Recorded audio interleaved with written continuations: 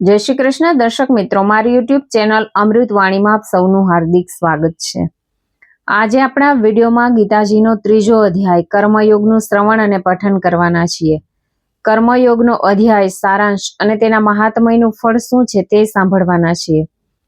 સામાન્ય જીવન જીવનારા લોકો માટે ગીતા નવો પ્રાણ પૂરવાનું કાર્ય કરે છે। એટલે આ ગ્રંથ સામાન્ય નથી, તેને માત્ર પ્રણામ કરવાનું નથી, પણ તેનું પઠન કરી મનન ચિંતન કર્યા પછી તેને દૈનિક જીવનના વ્યવહારમાં ઉતારવાનું છે।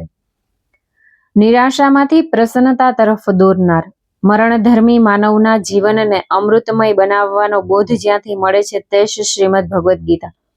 જો આપને મારો વિડીયો પસંદ આવે તો ચેનલને સબસ્ક્રાઇબ કરો, જેથી નવા આવનારા વિડીયોના નોટિફિકેશન તમને મળતા રહે અને મારા વિડીયો આપ સુધી તુરંત પહોંચી શકે।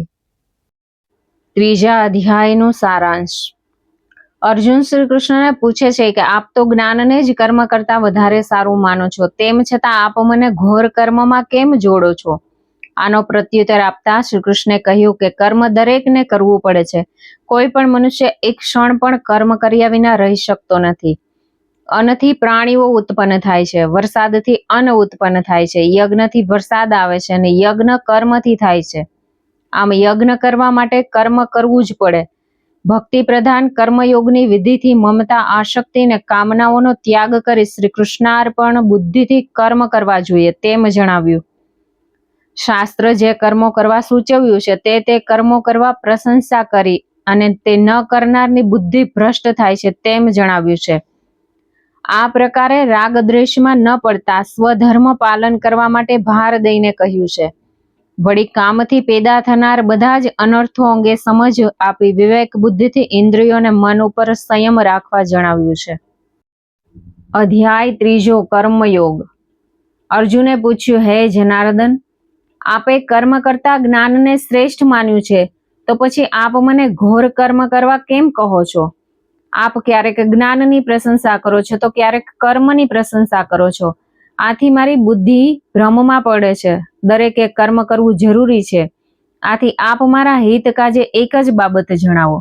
શ્રી કૃષ્ણે જવાબ આપતા કહ્યું કે હે અર્જુન, આ જગતમાં જ્ઞાન વડે જ્ઞાનીઓની ને કર્મયોગ વડે કર્મયોગીઓની એમ 2 પ્રકારની સ્થિતિ દર્શાવી છે।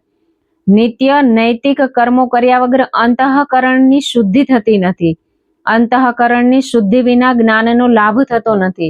જ્ઞાનના લાભ વિના મોક્ષ પ્રાપ્તિ થતી નથી। કર્મ ત્યજવાથી મોક્ષ પ્રાપ્તિ થતી નથી। કોઈ પણ મનુષ્ય કર્મ કર્યા વિના એક ક્ષણ પણ રહી શકતો નથી, કારણ કે બધા પ્રાણીઓ પ્રકૃતિના ગુણોને વશ થઈને કર્મ કરે છે।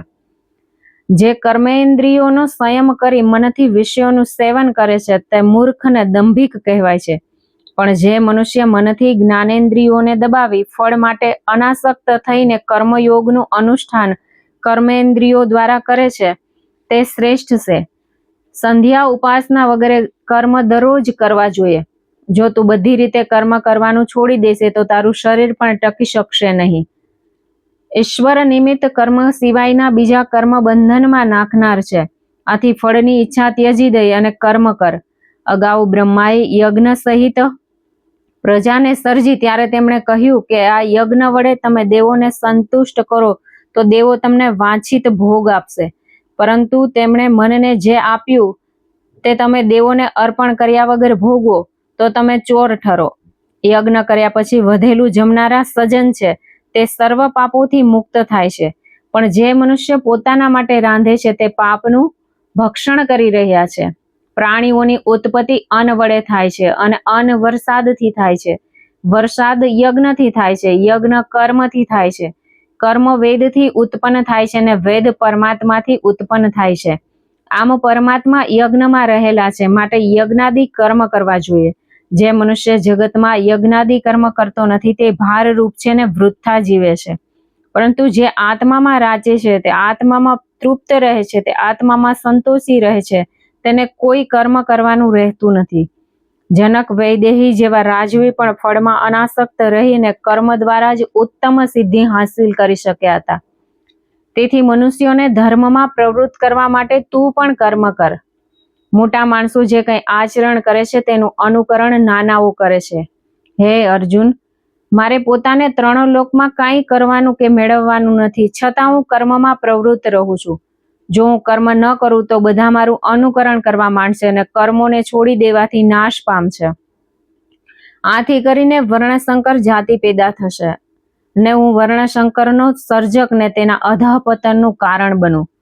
બધા જ કર્મ ઇન્દ્રિયો મારફત કરવામાં આવે છે. યજ્ઞાની મનુષ્ય કર્મમાં આસક્ત થઈ કર્મ કરે અને હું કરું છું તેમ માની લે છે, જ્યારે જ્ઞાનીઓ કર્મમાં આસક્ત થયા વગર કર્મ કરે છે. હું પરમાત્માનો અંશ છું ને તેની પ્રેરણાથી હું આ કાર્ય કરું છું એવો નિશ્ચય કરીને જે કર્મ કરવામાં આવે છે તે મને અર્પણ કરી ફળની આશા છોડી દે. અહંકારનો ત્યાગ કરને શોકરહિત થઈ યુદ્ધ કર. જે મનુષ્ય મારા વચનોમાં શ્રદ્ધા રાખી દોષ દ્રષ્ટિ વગરના થઈ અહંકાર રહિત બનીને મારા મતને અનુસરે છે, તે મનુષ્ય કર્મ કરતો હોવા છતાં જ્ઞાનીની જેમ તે કર્મથી મુક્ત થાય છે. દરેક ઇન્દ્રિયને પોતાના રાગદ્વેષ રહેલા છે, તે રાગદ્વેષને વશ ન થવું જોઈએ. રાગદ્વેષ બંને મોક્ષ માર્ગના શત્રુઓ છે. આથી કરીને રાગદ્વેષ જીતીને પોતાના ધર્મનું પાલન કરવું ઉત્તમ છે. પોતાના ધર્મમાં મૃત્યુ થાય તે ઉત્તમ છે, કેમ કે સ્વધર્મથી સ્વર્ગ સુખ મળે છે, જ્યારે બીજો ધર્મ નરક અપાવે છે. અર્જુને પૂછ્યું, હે કૃષ્ણ, પોતાની ઈચ્છા ન હોવા છતાં મનુષ્ય કોની પ્રેરણાથી પાપ કર્મ કરે છે? શ્રી કૃષ્ણએ જવાબ આપ્યો કે હે અર્જુન, રજોગુણથી ઉત્પન્ન થયેલ કામક્રોધ મનુષ્યને પાપ કરાવે છે. આ બંને મહાન પાપી છે, તેને મોક્ષ માર્ગના શત્રુઓ જાણ. જેમ ધુમાડાથી અગ્નિ, કચરાથી દર્પણ અને ગર્ભવેષ્ટન ચામડીથી ગર્ભ ઢંકાય છે, તે પ્રમાણે કામથી વિવેક જ્ઞાન ઢંકાયેલા છે. આ કામ અજ્ઞાનીને ભોગના સમયે સુખ અને અંતમાં દુઃખ આપે છે. જ્ઞાનીને આ કામ દ્વારા થનાર અનર્થનો અનુભવ હોવાથી ભોગ ભોગવવાના સમયે પણ દુઃખ જ થાય છે. ઇન્દ્રિયો, મનને બુદ્ધિ આ 3 કામના આશ્રય સ્થાન છે. કામ જ પોતાના આવરણથી જ્ઞાનને ઢાંકીને જીવાત્માને મૂર્ખ બનાવે છે. માટે તું પ્રથમ ઇન્દ્રિયોને વશ કરી જ્ઞાનનો નાશ કરનાર કામનો નાશ કર. ઇન્દ્રિયો દેહથી અલગ છે, બુદ્ધિ મનથી અલગ છે. મન ઇન્દ્રિયોથી પર છે, આત્મા બુદ્ધિથી પર છે. માટે હે અર્જુન, આત્માને બુદ્ધિથી મહાન ગણીને બુદ્ધિથી મનને અંકુશમાં લઈ કામરૂપી શત્રુનો નાશ કર. ઇતિ શ્રીમદ ભગવદ્ ગીતામાં કર્મયોગ નામનો 3જો અધ્યાય સંપૂર્ણ. 3જા અધ્યાયના મહાત્મયનું ફળ.